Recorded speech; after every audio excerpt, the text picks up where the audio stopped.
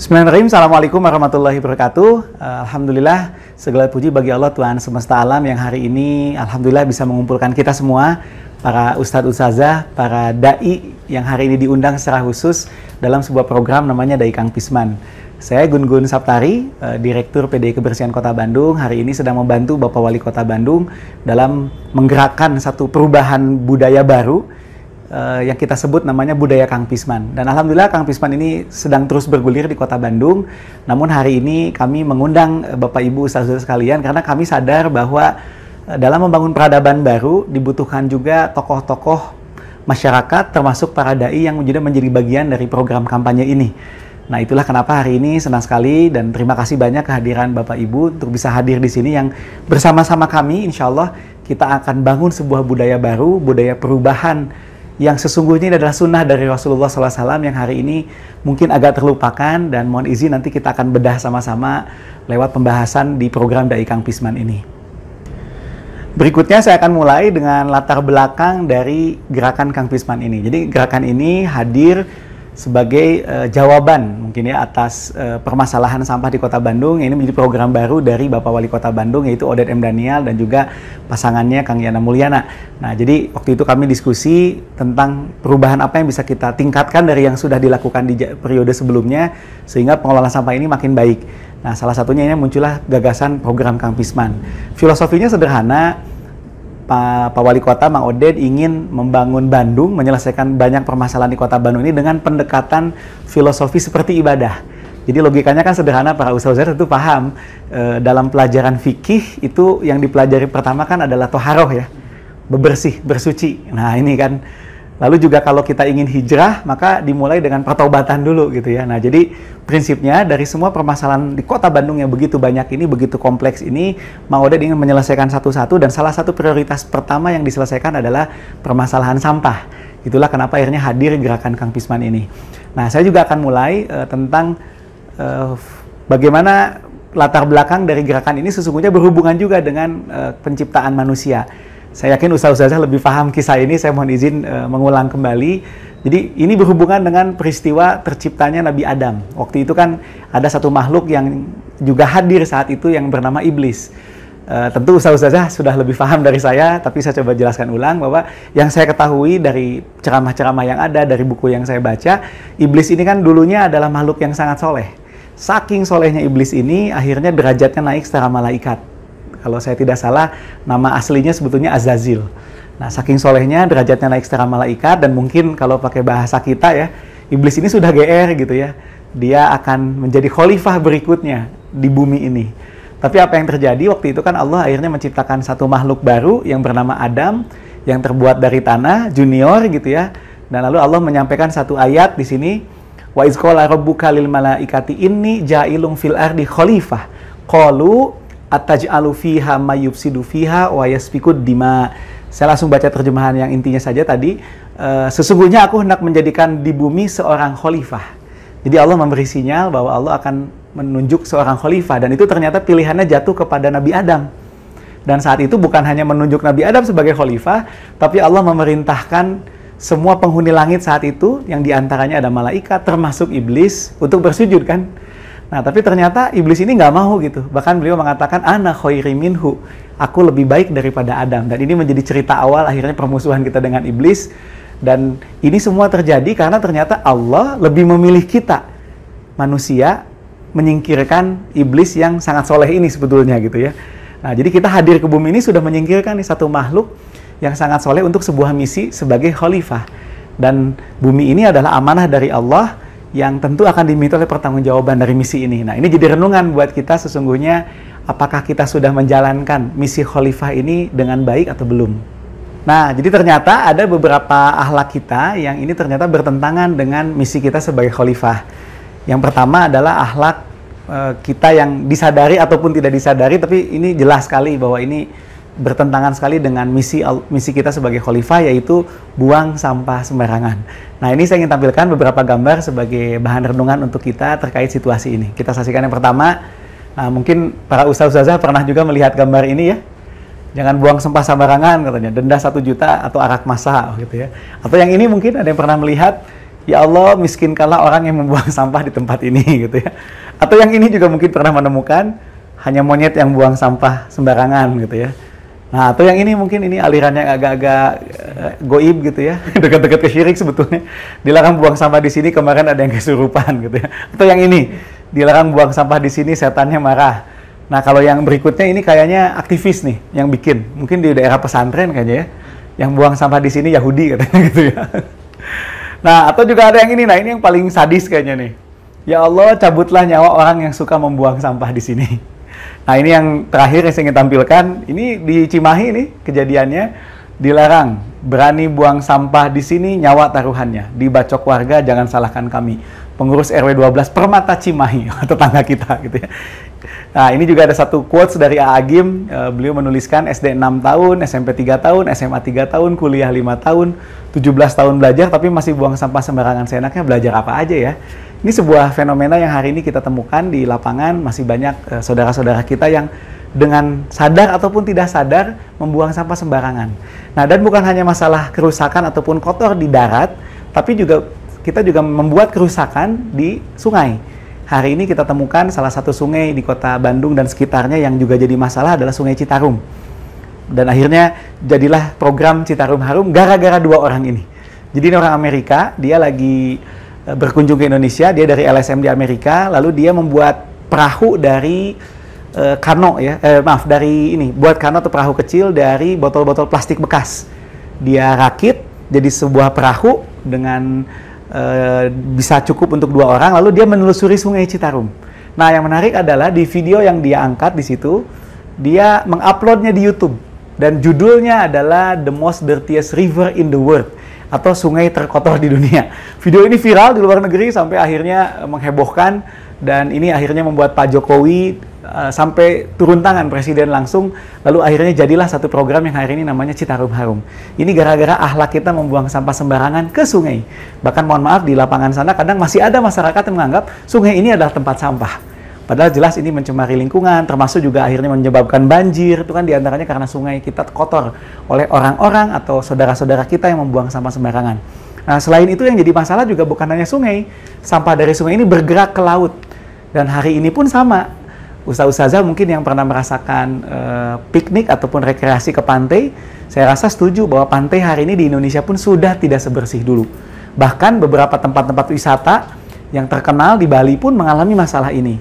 Bahkan ada sebuah penelitian yang dilakukan tahun 2015 oleh Jambek waktu itu, meskipun penelitiannya ada beberapa yang membantah sih ya, tapi ini jadi renungan lah buat kita.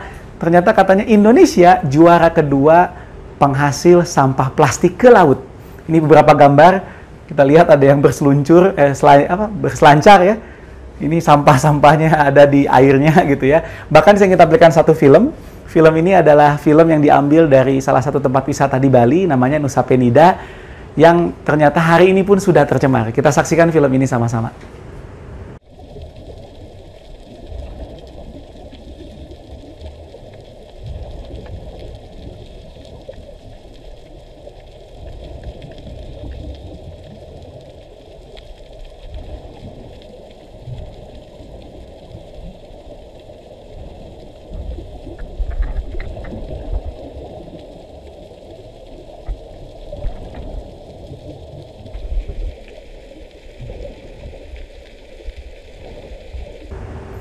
Nah, tadi ustaz-ustaznya sudah lihat ya film di salah satu tempat wisata di Bali, ternyata hari ini sudah tercemar dengan sampah. Dan ini jelas sangat bertentangan dengan semangat tadi misi kita sebagai khalifah. Bahkan bukan hanya itu, ternyata perilaku kita membuang sampah sembarangan tanpa disadari sudah menzolimi makhluk Allah yang lain. Ini ada sebuah peristiwa tahun 2018 di Sulawesi, di mana ada paus terdampar di Wakatobi waktu itu. Ternyata yang menarik adalah ketika perutnya dibelah gitu ya, itu ternyata di dalam tubuh paus ini ada berkilo-kilo plastik. Bahkan yang menarik ternyata ditemukan juga ada sendal jepit gitu ya.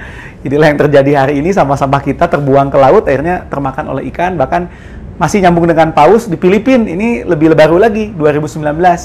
Ada paus mati terdampar di Filipina, ternyata di dalam tubuhnya terdapat 40 kg plastik. Luar biasa gitu ya. Sampah kita ternyata ini sudah menzolimi makhluk lain. Termasuk ini juga sama, ini adalah cerita tentang penyu yang juga hari ini banyak terganggu akibat ada sampah-sampah plastik kita di laut gitu ya. Di sini ada pertumbuhannya terganggu. Nah, termasuk saya ingin tampilkan satu film. Film ini menceritakan tentang bagaimana sampah yang selama ini kita anggap enteng, ada satu benda kita anggap enteng, bahkan kita pun menggunakannya hanya beberapa detik saja, pakai langsung buang gitu ya, tanpa kita sadari, ternyata sudah menzolimi makhluk Allah yang lain, yaitu penyu. Kita lihat sama-sama film berikut ini.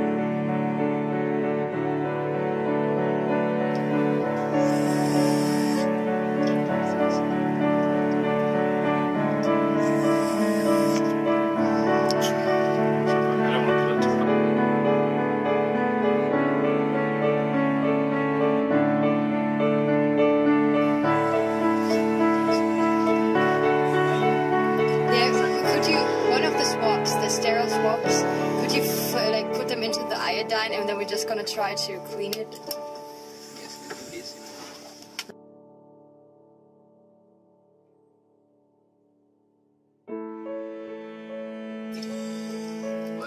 Sí, yo lo intentó.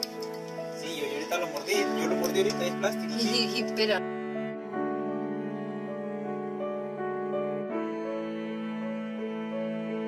Oh, it's out of. Oh man.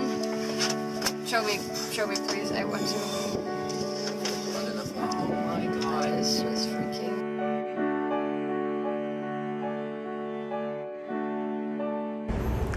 Nah, jadi itulah yang terjadi para ustadz-ustazah ya. Jadi tanpa disadari ternyata kita telah menzolimi makhluk Allah yang lain.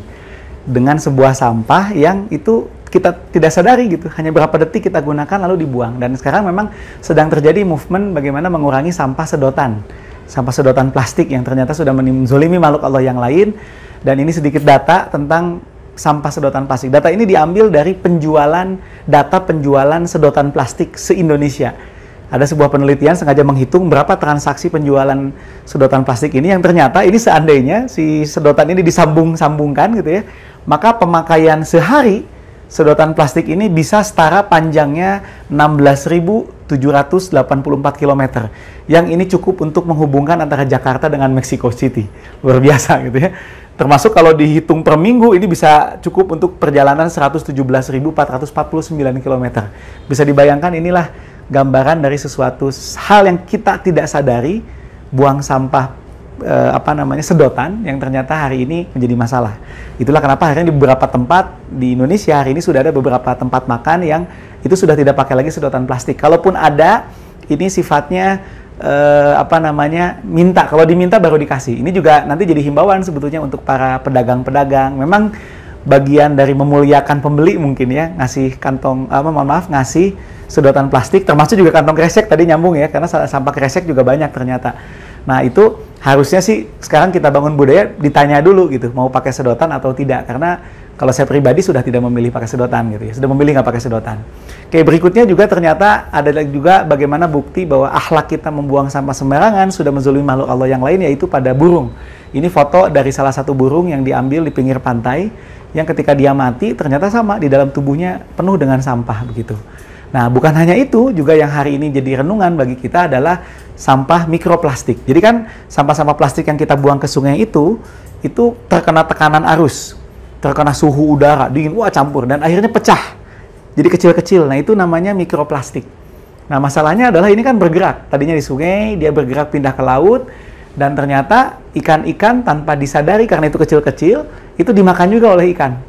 Dan akhirnya ada dalam tubuh ikan. Nah, menurut beberapa penelitian, ternyata ikan-ikan di Indonesia pun hari ini itu sudah mengandung banyak mikroplastik. Dan pertanyaannya, ikannya dimakan oleh siapa? Oleh kita gitu ya. Jadi balik lagi kalau ini ke kita nih masalahnya gitu. Nah, berikutnya yang juga perlu kita renungkan dari buang sampah sembarangan adalah sampah jenis selain plastik ternyata juga adalah sampah puntung rokok. Nah, ini menarik.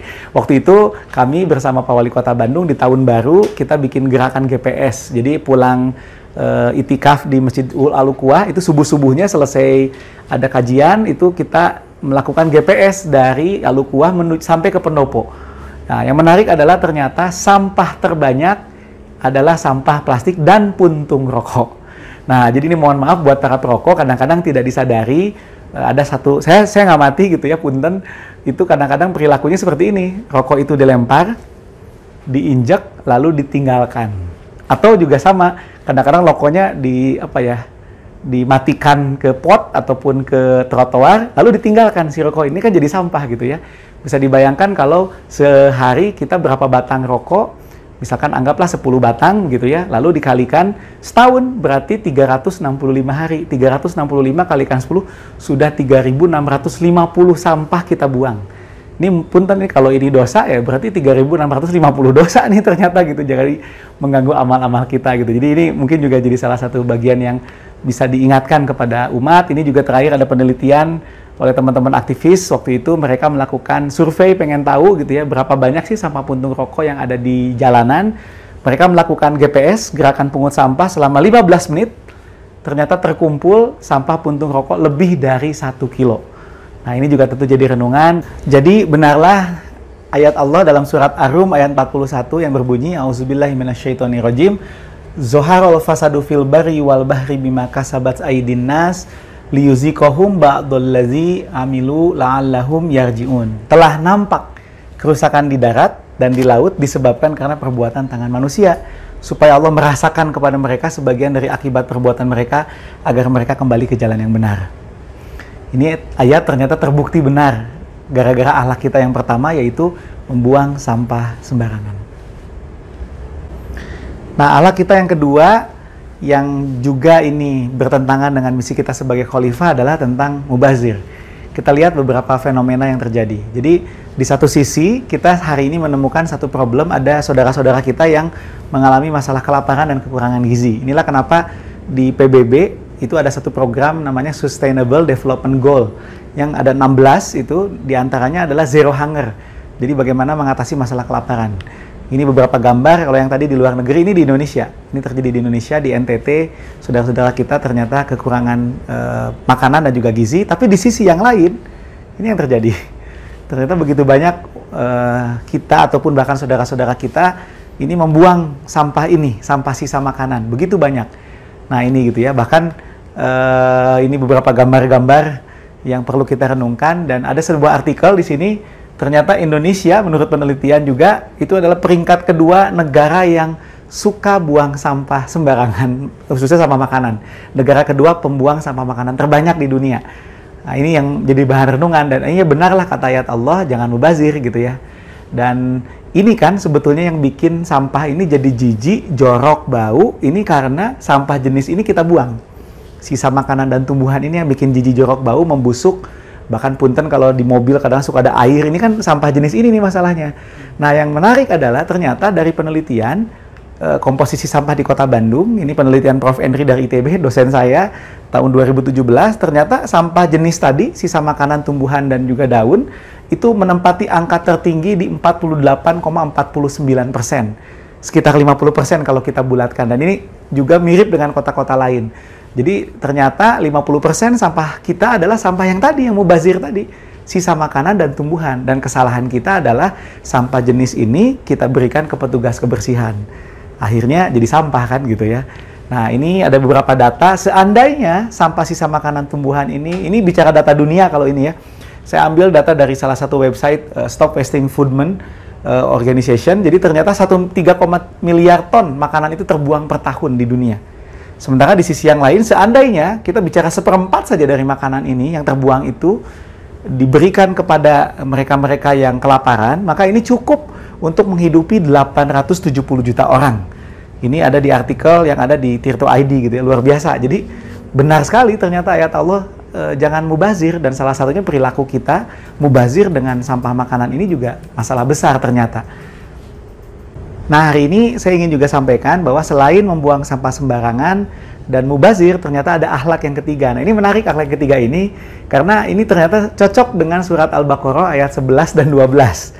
Sesuatu yang sekali lagi tidak kita sadari, tapi ternyata hari ini perlu kita renungkan perilaku ini.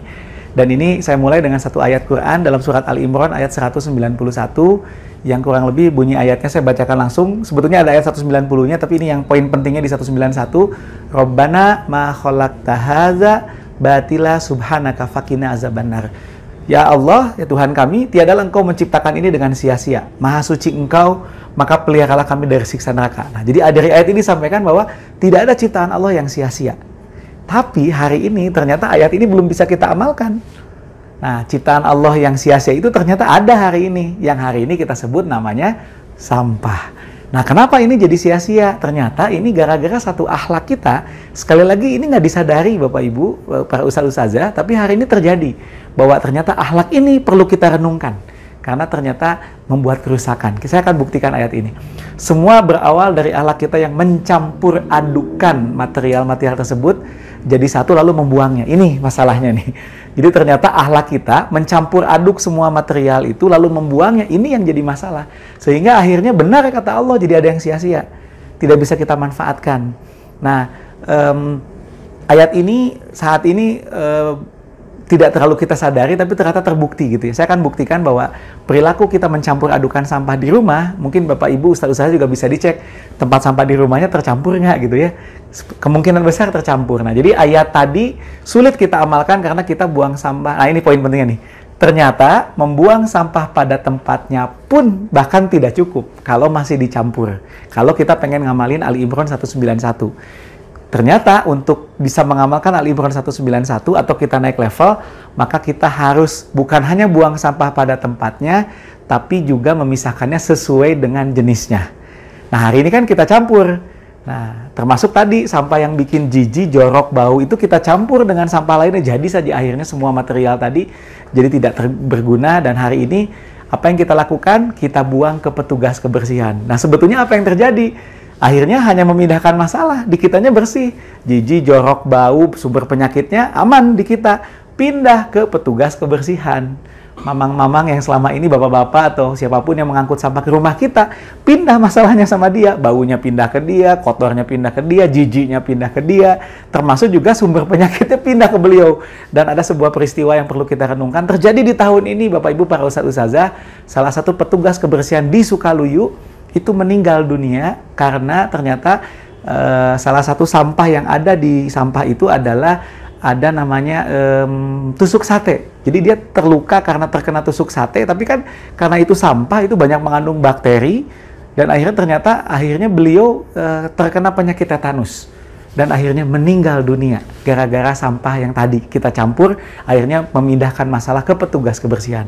Setelah itu apa yang terjadi? Petugas kebersihan ini dengan menggunakan gerobak atau juga motor sampah gitu ya, itu dibawa ke TPS. Di perjalanan bau, jijik, jorok, warga di perjalanan terganggu. Akhirnya sampailah di TPS. Apa yang terjadi di TPS? Sama di TPS juga. Akhirnya pabalatak, TPS-nya bau, warga-warga sekitar TPS juga terganggu. Ini yang terjadi. Bahkan di TPS karena sampahnya dicampur aduk, memang akhirnya jadi ada orang-orang yang membantu memisahkan sampah-sampah di sana. Tapi kan TPS-nya juga jadi pabalatak gitu ya. Nah, ini juga masalah. Nah, setelah itu dari TPS akhirnya diangkut oleh truk PD kebersihan atau truk sampah. Truknya bau juga. Bahkan kalau Bapak Ibu ustazah merasakan kita berjalan ataupun naik kendaraan, persis di belakang truk sampah itu baunya juga terasa. Apalagi kalau ternyata si sampah jijik, jorok, bau itu meskipun sudah kita tutup dengan cover, tapi kadang-kadang ada yang menetes. Ini juga jadi masalah, mengganggu gitu kan. Nah, perjalanan menuju TPA 45 kilo, berarti 45 kilo itu perjalanan orang-orang terganggu, terzolimi gara-gara sampah yang campur kita tadi. Sampailah ke TPA, tempat pembuangan akhir sampah di Sarimukti. Gantian, warga di sana yang kena dampak. Di sana ada gunung sampah yang begitu besar. Warga di sana terdampak, bahkan konon katanya 3 km dari lokasi itu tercium baunya. Jadi ternyata pola yang selama ini kita lakukan, mencampur sampah lalu kita buang, ini ternyata bukan pola yang sesuai dengan misi kita sebagai khalifah, dan jadi gagal tuh. Ali Imran 191-nya. Rabbana ma khalaqta hadzanya tidak bisa kita laksanakan. Nah, sehingga Saat ini kan pola itu namanya kumpul, angkut, buang. Ternyata ini nggak bisa. Kalau kita mau mengamalkan 191, termasuk mengamalkan misi khalifah. Ini Bapak Ibu Ustaz-Ustazah penyadaran yang sangat dibutuhkan juga masalah ini. Jadi kita hanya memindahkan masalah dengan pola itu. Bahkan menzolimi orang, cuman pindah-pindah. Kitanya tenang, nanti orang-orang itu yang kena gitu ya. Nah puncaknya, ini yang luar biasa nih jadi renungan untuk kita, 21 Februari 2005.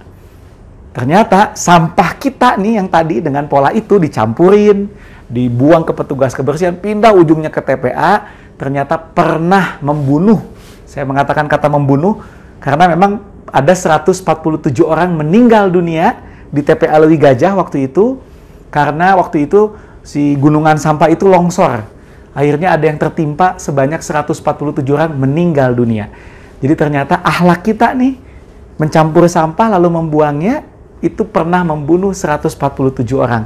Peristiwa ini terjadi tanggal 21 Februari tahun 2005 di Lewi Gajah, dan gara-gara peristiwa ini akhirnya sampah yang tadinya diangkut rutin itu jadi tidak bisa dibuang, tertahan. Sampah tertahan di kota Bandung. Dalam waktu 1 minggu saja, dari tadinya Bandung Lautan Api berubah jadi Bandung Lautan Sampah. 1 minggu saja, langsung luar biasa gitu ya. Dan Bapak Ibu tahukah Anda, punten Ustaz-Ustazah, berapa sih sampah kota Bandung hari ini? Nah, sampah kota Bandung hari ini sebagai analogi, mungkin ada yang tahu ada lapangan sepak bola, ada sampah. Kira-kira hubungannya apa ya? Ternyata ini berhubungan. Jadi sampah di kota Bandung sehari itu setara dengan 1.500 sampai 1.600 ton kurang lebih. Atau kalau per orang per hari, menurut riset Prof. Henry dari ITB itu 0,6 kg per orang per hari. Yang ini ternyata 1.500 ton atau 1.600 ton ini sehari, kalau seandainya disimpan di lapangan sepak bola, maka lapangan sepak bola ini akan penuh terisi oleh sampah dengan ketinggian 75 cm saja. Jadi kebayang kan? Itu teh sehari Bapak Ibu Ustazah. Jadi ketika seminggu, wah jadi itu Bandung Lautan Sampah. Dan kami di PD Kebersihan Kota Bandung itu ngangkut sehari sampah hampir kurang lebih rata-rata di 250 truk sampah dibuang dari Kota Bandung ke TPA Sarimukti. Nah, TPA Sarimukti ini TPA darurat sebetulnya. Jadi dulu waktu kejadian Lewi Gajah ini, akhirnya kita pindah TPA-nya ke Sarimukti. Nah, cuman orang Sunda teh ya gitunya, tadina niatna sementawis, akhirnya jadi sementahun keterusan. Dan hari ini TPA-nya sudah hampir penuh dan akan ditutup tahun 2023. Jadi kita punya peluang untuk kembali mengulang peristiwa Bandung Lautan Sampah Jilid 2. Meskipun sebetulnya sudah disiapkan sih oleh pemerintah TPA yang baru, tapi tetap kita harus berubah budaya kita bahwa pola kumpul angkut buang ini ternyata salah dan harus kita perbaiki. Dan gara-gara peristiwa yang tadi, akhirnya tanggal 21 Februari diperingati sebagai Hari Peduli Sampah Nasional. Nah, sehingga benarlah ayat ini. Ayat ini dalam surat Al-Baqarah ayat 11 dan 12, saya bacakan terjemahannya. Allah menyampaikan, janganlah kamu membuat kerusakan di muka bumi. Mereka menjawab, kita nih, sesungguhnya kami orang yang mengadakan perbaikan kok. Kami buang sampah pada tempatnya, gitu kan ya. Kita buang sampah pada tempatnya, gitu. Tapi dicampur masalahnya, gitu kan. Nah, lalu kata Allah, ingatlah, sesungguhnya mereka itulah orang yang membuat kerusakan, tetapi mereka tidak sadar. Wallahu alam. Dalam pemahaman saya, jangan-jangan yang tadi itu nyambung sekali dengan ayat ini. Kita nggak sadar, buang sampah pada tempatnya sih benar, tapi dicampur, ternyata hari ini pun membuat kerusakan. Nah, ini ada satu film yang kita perlu renungkan. Ini adalah cerita tentang film di Kota Bandung yang tadi pola kita adalah kita sampurin sampahnya lalu kita buang, atau kita sebutnya pola kumpul angkut buang. Nah, ini ada satu film tentang gambaran pengelolaan sampah yang selama ini jujur saja secara umum masih dominannya kumpul angkut buang di Kota Bandung, Cimahi, dan Kabupaten Bandung Barat.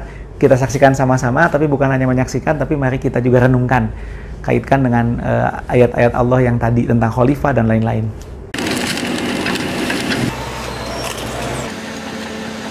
Inilah sampah yang kita hasilkan selama ini. Begitu banyak, menumpuk, dan berantakan. Ketersediaan lahan yang begitu sedikit membuat tumpukan sampah ini ditampung di tempat yang tidak semestinya atau dibakar.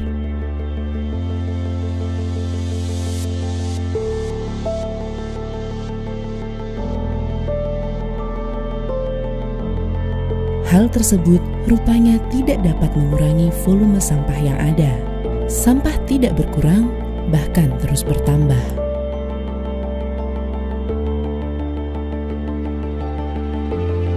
armada yang tersedia rupanya tidak cukup untuk mengangkut semua sampah setiap harinya.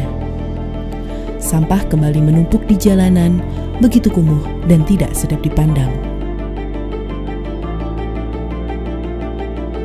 Belum lagi sampah yang dibuang sembarangan.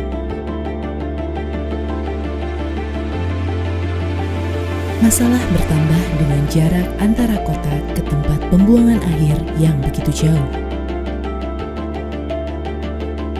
Belum lagi jalur pengangkutan ke TPA yang tidak seluruhnya mulus beraspal, hingga seringkali mengakibatkan truk pengangkut sampah jatuh ke jurang saat musim hujan.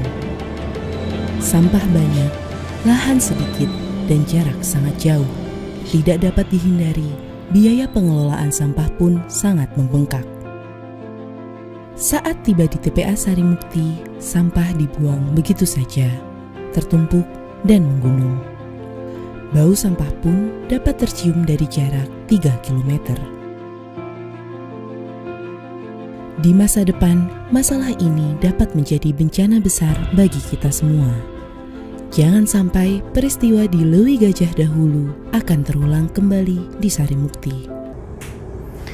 Nah, itulah Bapak Ibu, Ustadz Ustazah, kondisi di TPA Sarimukti dan juga renungan untuk kita semua. Dan mungkin kita bisa renungkan seandainya Nabi Muhammad hadir hari ini bersama kita melihat situasi ini, kira-kira beliau sedih nggak ya gitu ya? Feeling saya sih beliau mungkin akan bersedih dengan situasi ini. Oleh karena itu inilah momentum kenapa kami juga mengajak para Ustadz Ustazah ini untuk bersama-sama melakukan perubahan. Dalam bahasa kita, mari kita hijrah gitu. Inilah waktunya, saatnya gitu ya, kita berubah.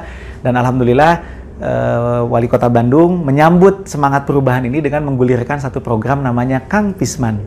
Nah, jadi ini juga bahkan sudah ada peraturan wali kotanya. Nah, jadi seperti apa sih konsep Kang Pisman itu? Jadi sederhananya ini yang tadi kita akan lakukan perubahan dari tadinya kumpul angkut buang atau kita sebut dengan pola ini namanya end of pipe. Kita ingin coba rubah menjadi upaya pengurangan sampah sejak dari sumber. Dalam istilah di luar negeri ini namanya zero waste lifestyle. Nah, di Kota Bandung, kalau di Jepang ini namanya 3R, Reduce, Reuse, Recycling. Nah, di Bandung khususnya kita coba adopsi dengan bahasa yang lebih kekinian buat orang Bandung. Taste-nya orang Bandung namanya Kang Pisman. Jadi Kang Pisman ini sebenarnya singkatan, kurangi, pisahkan, dan manfaatkan. Inilah aksi ataupun amal soleh baru yang insya Allah kita akan coba sama-sama lakukan dalam membangun perubahan di Kota Bandung dan juga menjawab misi dari Allah kepada kita menjadi khalifah begitu. Nah, ini gambar Kang Pismannya, ini ada logonya, ada maskotnya, ini juga ada bonekanya nih. Nah, ini simbolnya angka 3 seperti ini. Ini terus terang Kang Pisman ini launching pada saat Pilpres. Alhamdulillah kandidat Pilpresnya cuma 2 gitu ya. Jadi aman pada saat kita memunculkan logo 3 ini. Nah, 3 ini filosofinya kalau di luar negeri ini zero waste. Kalau di Jepang ini 3R. Nah, di Bandung kita adopsi jadi namanya Kang Pisman. Nah, ini maskotnya. Jadi Bapak Ibu saudara juga bisa jadi Kang Pisman tiap Rabu kan kalau di Bandung pada Rabu Nyunda. Ini sengaja dipilih maskot yang familiar. Inilah gambarnya. Kita juga sudah ada akun Twitternya, Facebooknya, Instagramnya, dan websitenya. Silakan bagi Bapak Ibu atau saudara yang juga ingin melihat lebih dalam tentang Kang Pisman. Di situ ada beberapa petunjuk-petunjuknya. Nah, kita akan mulai. Seperti apa sih aksi Kang Pisman ini, amal soleh kita yang baru ini? Nah, yang pertama aksinya adalah Kang. Kang itu singkatannya kurangi. Nah, apa yang kita kurangi? Nah, tentu yang kita kurangi adalah sampah yang pertama adalah sampah yang tadi, yang paling banyak, yang memakan setengah dari sampah di Kota Bandung, yaitu sisa makanan. Jadi, mau tidak mau, poin pertama adalah kalau makan kita budayakan jangan mubazir, dihabiskan. Bahkan saya sedikit cerita di luar negeri sana, saya ingat waktu itu di Italia kalau saya tidak salah itu ada beberapa tempat makan atau saya nggak tahu ini peraturannya sudah diterapkan di sana. Itu kalau makan dan nggak habis di kafe itu bayar lebih. Kira-kira menarik juga nih kayaknya kalau kita terapin di Bandung ya. Jadi kalau kita makan mubazir ada sisa itu bayarnya lebih. Nah, bahkan yang unik di Jerman, waktu itu pengalaman saya ke Jerman, itu ketika selesai makan, kita kan biasa kalau udah makan kita tinggalin aja gitu ya. Kaget saya tiba-tiba dipanggil lagi oleh si pemilik kafe gitu ya. Ada apa gitu kan? Ternyata kita disuruh ngeberesin sendiri si bekas sisa makanannya. Jadi kita suruh ngeberesin sendiri, bahkan bukan hanya itu, di pojok sebelah sana, itu sudah ada tempat penyimpanannya, dan di situ sudah ada itu pemisahan sampahnya. Jadi kalau kita ada sisa makanan kita buang ke tempatnya. Lalu ada juga untuk sampah jenis botol ada tempatnya lagi, untuk yang plastik ada lagi gitu ya. Tempat nyimpan piring ada, disimpan sendiri gitu ya. Luar biasa gitu ya. Ini seru juga nih kalau kita coba terapkan di Indonesia, bagaimana selesai kita makan ya beresin sendiri gitu kan. Nah, itu yang pertama tentang sampah makanan. Nah, berikutnya budaya Kang yang berikutnya adalah kita kurangi juga sampah-sampah jenis plastik kemasan gitu ya. Salah satunya adalah botol ya. Nah, jadi kan selama ini kan kita kadang-kadang minum air mineral dan lain, kalau beli minuman juga pakai ini. Nah, kita budayakan sekarang gunakan tumbler seperti ini ya. Jadi kalau minum kita isi ulang gitu ya. Nah, di beberapa event yang sudah menerapkan budaya ini, itu biasanya panitia tidak lagi menyediakan air mineral dalam bentuk gelas ataupun botol. Karena yang disediakannya adalah dispenser. Jadi biasanya kalau ada event-event yang sudah kena virus Kang Pisman gitu ya, itu di bawahnya ada tulisan bawa tumbler masing-masing. Nah, berarti panitia tidak menyiapkan lagi gelas air mineral dan botol yang memang hal ini betul sih bisa didaur ulang, tapi di lapangan masih ada itu yang jadi sampah airnya. Nah, jadi kita budayakan menggunakan tumbler, kita isi ulang airnya. Itu juga lebih hemat dari sisi biaya buat kita. Yang kedua juga kalau kita beli-beli makanan, nah, kita biasakan menggunakan misting aja. Jadi orang tua kita kan dulu kalau beli pakai rantang ya. Nah, ini ternyata sudah benar. Jadi kita mengurangi sampah kemasan. Jadi punten kalau beli seblak gitu ya atau apapun yang ini, ya kita bawa sendiri. Jadi nggak perlu pakai bungkus yang akhirnya dibuang kan jadi sampah gitu. Nah, berikutnya juga, nah ini yang menarik. Kalau kita belanja di supermarket, salah satu sampah terbanyak itu kan sampah kantong kresek. Kantong kresek ini biasanya berakhir di 3 tempat. Kalau nggak di tempat sampah, kalau nggak di sungai, di laut, itu di TPA yang tadi, pola kumpul angkut buang. Jadi dan yang menyedihkannya adalah kantong kresek ini kadang-kadang 95% kantong kresek itu berakhir jadi sampah. Bahkan ada beberapa yang cuma dipakai sebentar jadi sampah gitu ya. Nah, jadi kita sekarang budayakan kalau belanja gunakan kantong belanja sendiri yang dipakai berulang-ulang sampai rusak gitu ya. Sebetulnya boleh juga kalau Bapak Ibu ustaz-ustaznya pakai kantong kresek, tapi tadi jangan sekali pakai, dipakai berulang-ulang sampai kantong kresek itu rusak gitu ya. Baru kita tidak gunakan lagi. Jadi kita budayakan belanja pakai tas belanja sendiri. Dan sekarang sudah ada ya peraturan wali kotanya tentang pengurangan kantong kresek ini. Jadi mulai tahun depan kantong kresek itu tidak lagi gratis. Nah, ini agar membangun budaya kita untuk tidak menggunakan kantong kresek setiap belanja, tapi bawa kantong belanja sendiri. Kalau di tempat-tempat lain, ada yang sudah dilarang loh Bapak dan Ibu, Ustazah. Kalau di negara luar yang saya tahu sudah dilarang tuh ada di Nigeria, itu sudah dilarang. Termasuk di Indonesia setahu saya di Bali itu sudah dilarang. Jadi kalau di Bali udah saklek, pokoknya nggak boleh pakai kantong kresek di Bali. Karena Bali sadar kantong kresek ini menjadi sampah yang terbawa ke laut juga. Tadi kan sudah lihat juga filmnya ya. Nah, aksi Kang berikutnya adalah untuk mengurangi sampah tisu ya. Nah, jadi orang tua kita sudah menggunakan budaya yang benar sebetulnya, itu menggunakan sapu tangan. Ini salah satu cara mengurangi sampah tisu yang juga hari ini cukup banyak. Lalu berikutnya tadi kita juga perlu mengurangi penggunaan sedotan ya. Tadi sudah kita lihat sendiri filmnya. Nah, ini tambahannya lebih ke bagaimana kita mengurangi penggunaan plastik. Lalu yang kedua, kita dalam event, kita berusaha eventnya minim sampah. Salah satunya tadi yang menggunakan tumbler lah. Lalu kalau kita cari konsumsi yang juga tidak banyak sampahnya dan lain-lain. Nah, ini salah satu contohnya. Di kantor juga kita berupaya konsumsi minim sampah. Jadi ini saya tunjukkan di PD Kebersihan Kota Bandung. Nah, ini nih, kita sudah minim sampah nih. Nggak pakai gelas kemasan lagi, tapi menggunakan yang seperti ini. Nah, lalu berikutnya juga bagaimana kita belajar menggunakan sistem isi ulang. Ini juga salah satu cara mengurangi sampah kita. Nah, ini yang budaya yang pertama, yaitu budaya Kang atau kurangi sampah. Setelah Kang, budaya berikutnya yaitu PIS. PIS ini adalah pisahkan. Nah, tadi ini nyambung sekali dengan ayat tentang Rabbana ma khalaqta hadza batila subhanaka faqina azabannar. Jadi tadi saya sampaikan bahwa ayat ini nggak bisa kita terapkan, bahkan akhirnya pola kumpul angkut buang ini mencampur sampah lalu membuangnya, ini menjadi masalah. Nah, ternyata insya Allah dengan kita menerapkan PIS, pisahkan sampah, dan nanti lanjutannya manfaatkan sampah, saya akan buktikan bahwa ayat Rabbana ma khalaqta hadza itu bisa kita buktikan. Nah, kita akan pisahkan sampah, dan ini tadi nyambung, pisahkan sampah adalah kunci agar tadi material-material yang tadi bisa dimanfaatkan. Jadi dengan dicampur akhirnya jadi tidak bisa kita manfaatkan, jadi masalah. Nah, ini saya ingin tampilkan satu film. Film ini film di Jepang, salah satu desa di sana yang menjadi percontohan zero waste di dunia. Nah, yang menarik adalah warga di sana itu sudah berusaha dan belajar memisahkan sampah sejak tahun 2003. Nah, jadi memang sudah belasan tahun lebih dulu dari kita gitu ya. Kita kan baru mulai. Nah, kita tebak-tebakan Bapak Ibu Ustazah, kira-kira berapa jenis mereka memisahkan sampah? Ada tebakannya? 5, 10 mungkin, 8? Nah, silahkan ya. Nah, kita lihat sama-sama berapa jenis mereka memisahkan sampah. Kita saksikan film berikut ini. In this small Japanese town, residents take the concept of recycling very seriously. アルミ缶、スチール缶、スプレー缶、ペットボトルのキャップ、 They separate their trash into a whopping 34 categories. 鏡、金属、電球、蛍光灯、バッグ、段ボール、新聞、折り込みチラシ、雑誌。 Welcome to Kamakatsu, Japan, the zero waste town. It's been very tough in the way to gain the understanding of the people. Of course, when they had to separate garbage into 34 categories, which is massive, it's really like just tough. Residents must wash, clean, sort, and then bring all of the materials to the city's recycling center, where monitors such as Kazuyuki Kiyohara make sure it's being done properly. Signs on each of the bins tell consumers what their trash will be recycled into and how much that process can cost or earn the community. 来たらもうそれが普通になって、今では自然に何も思わないでもちゃんと分別できるようになっております。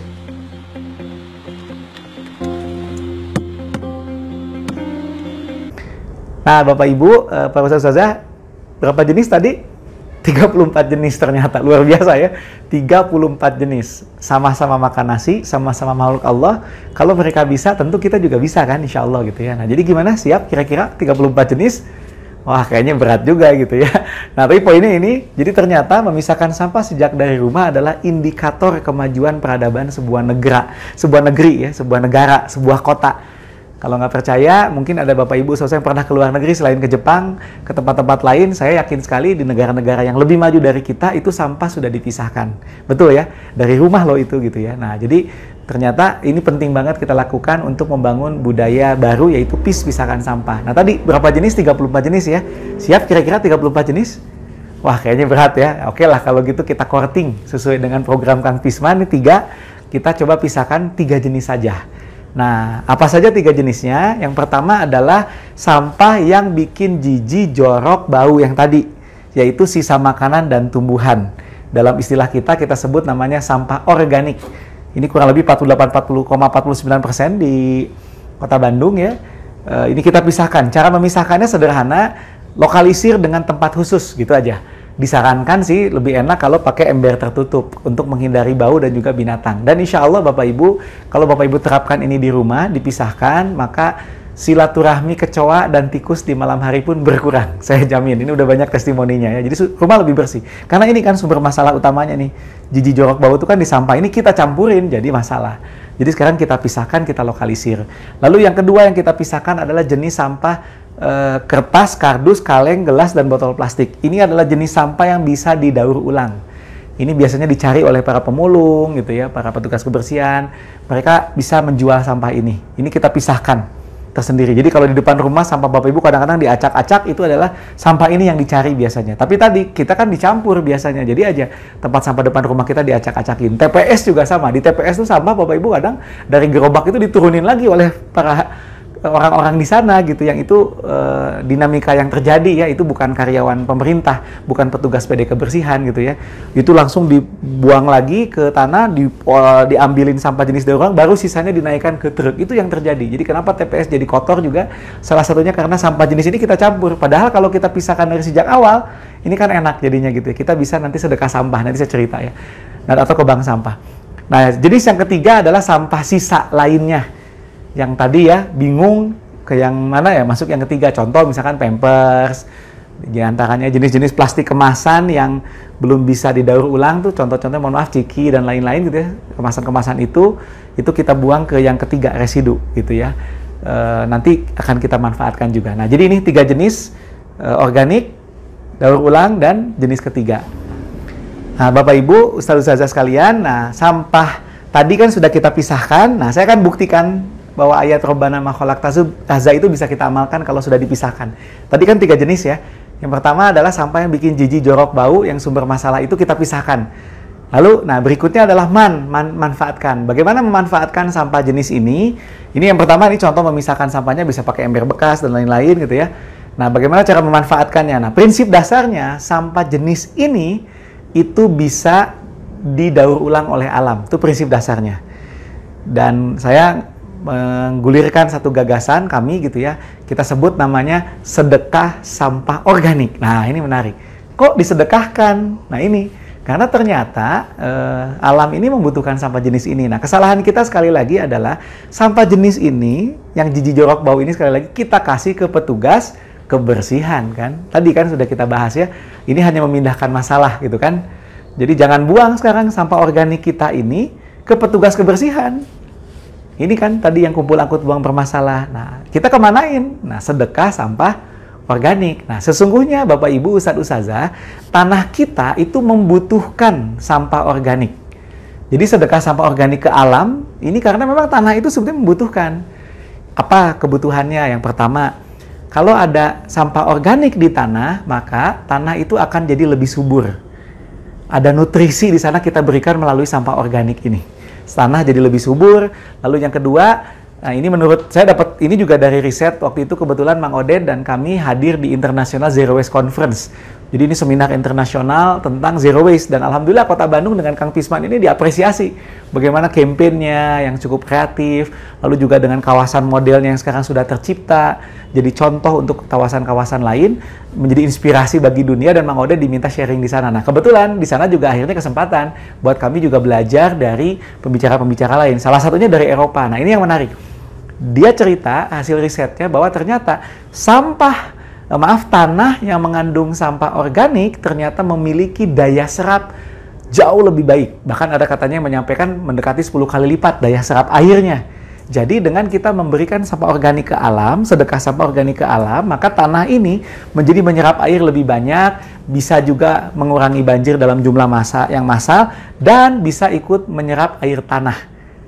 Nah, jadi ini mungkin jadi nyambung kenapa akhirnya walau alam nih ya, tanah kan ada artikel yang kemarin menarik, katanya tanah di Kota Bandung turun, termasuk air tanah kita semakin berkurang. Nah, bisa jadi ini kesalahan kita yang tadi. Berapa tahun coba kita melakukan kebiasaan mencampur sampah organik dengan sampah lain, lalu dibuang. Artinya sampah-sampah organik kita terbuang kan ke TPA. Berapa tahun coba kita hitung dengan volume yang tadi. Jadi tanah Kota Bandung ini sekarang kekurangan sampah organik. Jadi wajar saja kan akhirnya Bandung tanahnya jadi tidak sebaik dulu. Air begitu hujan langsung melimpas jadi banjir, termasuk juga tadi.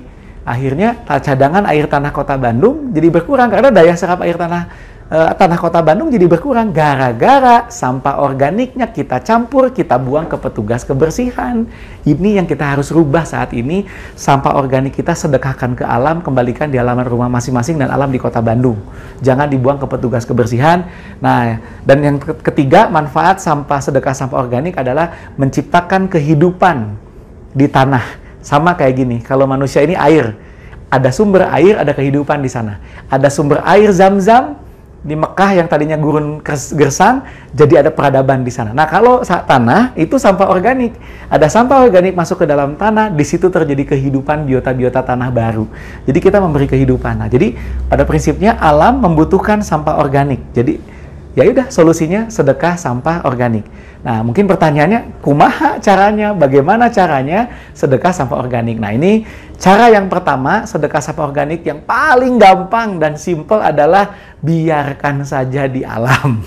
Sesederhana itu, antepkeun we bahasa Jerman Barat mah gitunya. Jadi sampah sisa makanan ini jangan dibuang, tapi biarin aja di alam. Contoh, di halaman rumah ada daun gitu, biarin aja. Dato nanti juga dia akan berdaur ulang menjadi kompos secara natural, tanpa perlu kita apa-apain kan sebetulnya. Gitu ya, di halaman rumah, ya kalau pengen lebih rapi ditumpukin gitu ya. Nah, ini otomatis secara natural dia akan kembali bersatu dengan alam. Nah, cara yang kedua, sedekah sampah organik ke alam adalah dengan membuat lubang. Nah, ini yang gampang. Orang tua kita dulu melakukannya di halaman rumah masing-masing. Kita bikin lubang, nah lalu setelah itu, si lubang itu diisi sampah organiknya, jadi bikin lubang. Ini cara yang paling gampang, mungkin ini ada gambarnya contohnya. Jadi di salah satu rumah bisa bikin lubang, gali. ukuran lubangnya disesuaikan dengan kondisi halaman rumah masing-masing, tapi tadi sampah sisa makanan dan tumbuhan dimasukkan ke sana. Secara natural, dia akan terjadi pengomposan di situ. Kembali ke alam jadi kompos. Kalau tanahnya terbatas, boleh pakai lubang yang lebih kecil, namanya lubang resapan biopori. Ini lebih kecil lubangnya, hanya diameter 10 cm, kedalaman 1 meter. Ini langsung sampah organik dibuang ke sini. Selain menyerap air tanah dengan lebih cepat, juga dia nanti akan jadi tempat sampah organik bagi kita. Nah ini, lubang ya. Boleh lebih dari satu, nanti kalau yang ini penuh, ganti gitu ya. Nah, bagaimana biar si sampah-sampah ini lebih cepat terurainya? Nah, ada banyak caranya. Cara pertama adalah Bapak Ibu bisa dengan membuang sampah siraman bekas cucian beras ke sini. Cucian berasnya dibuang ke sini. Boleh ditambahin gula gitu ya, karena gula itu makanannya bakteri. Ini lebih cepat di sini. Atau bagaimana Bapak Ibu lebih cepat bisa juga dengan menggunakan mol. Mol itu mikroorganisme lokal. Nah, itu di YouTube banyak kok film-filmnya. Nanti insya Allah film ini kita juga akan upload film bagaimana cara membuat mol. Sederhana dengan menggunakan bahan-bahan yang ada saja seperti air kelapa, air cucian beras, sampah organik, dan gula. Hanya 4 bahan ini dicampur, nanti ada film juga akan kita buat. Itu dicampur, nanti tim dari Dinas Lingkungan Hidup dan Kebersihan setelah sesi materi ini akan ada training cara pembuatannya. Sederhana, itu bisa jadi mol. Jadi insya Allah mall ini mempercepat dan membuat sampahnya jadi nggak bau. Ini yang menarik. Ini silahkan digunakan gitu ya. Jadi membuat lubang. Sederhana ya insya Allah. Nah, tahap berikutnya ada satu teknologi sederhana juga. Kalau tadi kan lubangnya ke bawah, kita bisa bikin metode yang baru yang ini banyak digunakan di negara India. Jadi di India itu masyarakatnya mengolah sampahnya di rumah masing-masing. Nah, ini di India mereka menggunakan pendekatan pipa kompos. Sederhana, pakai pipa, simpan di dalam tanah, sampah organiknya masukin ke pipa itu. Sesederhana itu. Sesimpel itu. Masukin ke sana, tadi kalau pengen lebih cepat terurai, bisa dipakai cairan mol dan lain-lain. Termasuk tadi lupa terlewat, bisa juga kita masukin cacing ke sana. Masukin cacing vermikompos, itu cepat pengomposannya. Nah ini lubang sederhana, diameternya terserah sih, ini nggak ada ukurannya. Yang penting logikanya semakin besar lubangnya ataupun ukuran pipanya, maka semakin banyak sampah organik tertampung. Nah, ini saya sudah terapkan di rumah saya. Saya bikin 2 lubang, saya baru ngisi 1 kemarin, itu hanya dalam waktu mendekati sebulan itu jauh sekali dari penuh. Jadi baru sedikit itu di bawah, karena terurai dengan sendirinya di bawah. Jadi ini saya nggak tahu nih berapa bulan nanti si ini penuh ya. Nah nanti kalau sudah penuh, itu nanti si komposnya bisa kita panen. Nah bisa kita panen, bisa kita sebarkan kembali ke alam, atau digunakan media tanam. Untuk urban farming, Bapak Ibu bisa bercocok tanam sendiri dengan menggunakan media ini. Nah ini pipa kompos yang sangat sederhana dan bisa diterapkan. Kalau pengen lebih keren bisa dikasih warna-warna seperti ini. Nah yang berikutnya memang ada banyak teknologi-teknologi pengomposan. Silahkan Bapak Ibu pilih, ada teknik wasima, ada teman-teman kita di Bandung bikin inovasi wasima. Ada juga komposter, itu silahkan. Atau mungkin yang skala agak gede bisa bikin bata terawang. Ini skala komunal, kalau ini skala RW biasanya ya.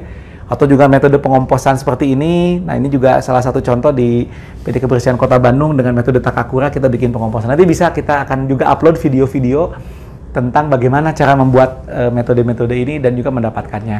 Nah atau di Bandung juga sempat terkenal dan juga tren teknologi biodigester. Nah kalau ini dimanfaatkan jadi gas. Gasnya nanti bisa jadi kita gunakan untuk dapur. Kalau dalam skala gede ini bisa untuk listrik nantinya gitu ya. Ini biodigester, si cairannya bisa jadi pupuk organik. Nah itu sedekah sampah ke alam. Jadi kembalikan ke alam, jangan dibuang ke petugas kebersihan. Ini gerakan perubahan peradabannya. Nah berikutnya adalah bisa juga sedekah sampah organiknya ke binatang. Nah ini juga bisa, karena binatang juga bisa memanfaatkan sampah organik ini. Bisa misalkan ke binatang ayam ya, burung. Ini kan Pak Wali Kota kemarin bikin program cikenisasi gitu ya. Ini salah satu filosofinya juga jadi nyambung dengan gerakan ini. Kita kasihkan ke ayam, ke burung, ke bebek, itu jadi makanannya mereka. Atau ke ikan, lele misalkan, ini juga jadi salah satu makanannya mereka. Atau anjing, kucing, atau ke cacing nih. Kita kasihin ke cacing, vermicomposting, mereka seneng gitu ya. Jadi makanannya. Nah termasuk nih yang terbaru yang juga lagi tren, yaitu dengan menggunakan maggot. Maggot ini lalat hitam, namanya black soldier fly.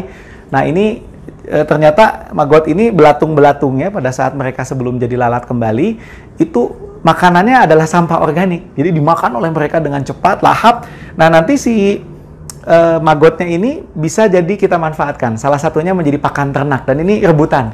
Ini saya sudah searching di internet, ternyata sudah banyak yang menjual maggot ini, pakan dari maggot, yang nilainya juga cukup tinggi ternyata di sini. Kita lihat dari mulai telurnya, BSF-nya, ini ada pakannya gitu ya. Ini ada nih harganya sampai 1 kilo katanya itu 390.000, kan luar biasa. Nah ini jadi benar kan, sampah organik kita sedekahkan ke alam dan sedekahkan ke binatang bisa kita manfaatkan. Nah Bapak Ibu, saudara sekalian, bayangkan tadi 50% sampah kita adalah sampah jenis ini. Seandainya kalau kita terapkan budaya ini, berkurang nggak permasalahan sampah? Berkurang kan, luar biasa. Dan ini sederhana sebetulnya. Nah ini salah satu movementnya kita. Jadi dengan kita menerapkan sedekah sampah organik, ternyata permasalahan sampah itu bisa berkurang sampai 50%, ya luar biasa. Dan ini sudah dilakukan di negara-negara lain yang, mohon maaf, penduduknya terbanyaknya bukan muslim, dan mereka berhasil. Nah ini kita yang punya sunnahnya, bagaimana Rabbana ma khalaqta hadza batila subhanaka faqina azabannar, ya ini salah satu pengamalannya, sedekah sampah organik. Tadi kita sudah bahas sampah pertama adalah sampah sisa makanan dan tumbuhan. Solusinya sedekah sampah organik. Kita sedekahkan ke alam, sedekahkan ke binatang. Yang kedua adalah sampah jenis yang bernilai tadi, daur ulang. Yang ini mah dicari sebetulnya oleh banyak orang. Nah, jadi kalau ini Bapak Ibu sederhana, tinggal melakukan yang pertama, boleh buka unit bank sampah, silahkan. Buka unit bank sampah, nanti disetorkan, termasuk bisa hubungi kami juga, PD Kebersihan Kota Bandung. Nanti Bapak Ibu jadi unit bank sampah, nanti kita ada pengambilan, nanti ditimbang si sampahnya, dinilai jadi uang. Nanti jadi tabungan, biasanya dicairkannya nanti menjelang momen-momen tertentu, misalkan Idul Adha, Idul Fitri gitu ya. Nah itu bisa jadi tambahan penghasilan lah gitu ya bagi Bapak Ibu. Ini unit, cara pertama adalah jadi nasabah bank sampah atau buka unit bank sampah. Nah cara kedua juga bisa dilakukan jadi sedekah sampah. Apa bedanya kalau bank sampah itu kita kan mengambil uangnya kembali gitu. Tapi kalau sedekah sampah ya udah kita kasihin aja. Caranya gimana? Bisa langsung kita kasihin ke petugas kebersihannya boleh, ke pemulung boleh, atau bahkan Bapak Ibu ini kan Ustadz Ustazah nih bisa berkolaborasi dengan masjid setempat. Masjid itu jadi pusat edukasi ke masyarakat untuk tentang program ini, Kang Pisman ini. Lalu juga masjid menjadi tempat unit sedekah sampah. Jadi nanti warga-warga yang sudah memisahkan sampah daur ulang ini disetorkannya ke masjid. Nanti kerjasama kita angkut oleh PD Kebersihan, kita berikan uangnya tetap, tapi uang ini digunakannya bukan dikembalikan menjadi tabungan, tapi disedekahkan jadi untuk kegiatan di sana atau apapun. Nah ini silahkan, ini sedekah sampah. Saat ini kami di Kota Bandung sudah jalan dengan salah satu masjid namanya Masjid Al-Latif.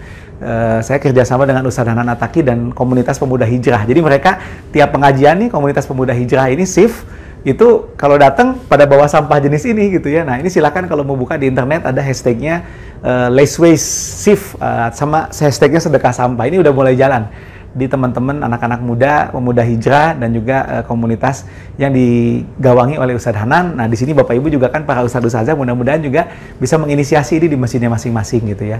Nah atau yang ketiga bisa kita manfaatkan untuk kita bikin jadi produk-produk yang bernilai. Nah ini jenis yang kedua adalah jenis sisa makanan, jenis sampah daur ulang. Nah jenis yang ketiga adalah, nah ini yang sisanya residu. Nah sampah residu ya udah untuk jenis sampah ini diberikanlah ke petugas kebersihan, nggak apa-apa kalau jenis ini. Tapi kan sudah berkurang drastis. Bayangkan Bapak Ibu kalau tadi sudah kita lakukan yang dibuang itu tinggal sisanya aja. Pasti jumlahnya hanya sedikit dan sampahnya cenderung kering. Sebetulnya. Jadi kita tidak akan menzolimi mereka jadinya, para petugas kebersihan. Nah ini kasihin ke petugas kebersihan, nanti diselesaikan oleh pemerintah, oleh PD Kebersihan, yang rencana ke depan kita sedang menyiapkan proses sampah jenis ini nanti diolah menjadi energi listrik. Menjadi energi, jadi sampah jadi energi, apakah itu bentuknya listrik, salah satunya gitu, ada jadi gas. Nah jadi kan terbukti kan, dengan kita memisahkan 3 jenis sampah, lalu kita lakukan sedekah sampah organik, lalu sampah daur ulangnya kita ke bank sampah sedekah atau kita manfaatkan recycling. Yang ketiga sampah ini kita berikan ke petugas kebersihan, ke pemerintah, nggak apa-apa, nanti kita selesaikan oleh pemerintah. Maka ternyata 100% sampah itu jadi bermanfaat, betul nggak? Jadi benar, Rabbana ma khalaqta hadza batila subhanaka faqina azabannar itu bisa kita amalkan. Nah, jadi Kang Pisman ini sekali lagi bukan hanya sekedar gerakan misahin sampah sebetulnya. Nah ini poin pentingnya bahwa Kang Pisman ini juga punya dimensi bagaimana kita menjalankan misi khalifah dan juga bagaimana kita mengamalkan ayat-ayat Al-Quran. Nah itulah kenapa kami membutuhkan dukungan usaha-usaha untuk mensosialisasikan program ini. Nah berikutnya sebagai penutup saya akan tampilkan satu film, tapi tidak akan tampilkan di film ini, nanti Bapak Ibu bisa lihat sendiri di bagian yang lain, film tentang Kang Pisman itu sendiri, misi melawan Monsa. Ini rangkuman apa yang saya sampaikan ini nanti ada di film ini insya Allah gitu. Nah, jadi Bapak Ibu sekalian, salah satu bagian pentingnya adalah dari Kang Pisman ini sekali lagi bukan cuma sekedar misahin sampah, nggak gitu. Tapi tadi kita sedang melaksanakan misi kita sebagai khalifah, dan kata Mang Oded, wali kota kita, beliau menyampaikan bahwa Kang Pisman ini bukan hanya sekedar sebuah gerakan biasa, tapi kita sedang menjadi bagian dari perubahan peradaban baru di kota Bandung. Logikanya sederhana. Kalau umat, kalau masyarakat sudah peduli terhadap urusan kebersihan, maka logikanya insya Allah dia juga akan lebih peduli kepada urusan-urusan yang lain. Nah, ini logikanya. Jadi kalau ini masyarakat peduli urusan kebersihan, mau ngurusin sampah, maka dia akan peduli kepada urusan-urusan lain lebih daripada sebelum-sebelumnya. Jadi Bapak Ibu Ustadz Ustazah, mohon maaf nih kalau cari menantu, maka carilah yang bergabung dalam gerakan Kang Pisman. Sederhana, sampah aja diperhatikan, apalagi pasangannya, kan gitu ya. Nah, ini poinnya. Dan kalau di Bandung ditanya usum naon ayeuna di Bandung, maka jawabannya adalah usum Kang Pisman. Nah, silakan Bapak Ibu info-info lebih lengkap ada di sosial media kami dan website kangpisman.com, @kangpisman, lalu Facebooknya juga ada. Dan mudah-mudahan pertemuan hari ini menjadi momentum baru, kita menjadi bagian dari sejarah peradaban baru kota Bandung, dan juga sejarah peradaban umat, bahwa insya Allah Islam ini hadir sebagai solusi, termasuk solusi masalah lingkungan. Sehingga benarlah kata Allah memilih kita sebagai khalifah dalam menjaga bumi ini, salah satunya dengan mengamalkan aksi Kang Pisman ini yang sesungguhnya menurut saya adalah sunnah Rasulullah yang hari ini mungkin terlupakan oleh kita semua. Saya rasa itu saja yang bisa disampaikan dari saya. Saya Gun-Gun Saptari, sekali lagi berterima kasih atas semangat dan dukungan dari Ustadz Ustazah sekalian. Mari kita sama-sama bangun peradaban baru melalui program Kang Pisman ini. Mohon maaf bila ada kata-kata yang kurang berkenan dari saya. Jalan-jalan ke Sukaasih. Cukup sekian dan terima kasih. Assalamualaikum warahmatullahi wabarakatuh. Salam Kang Pisman.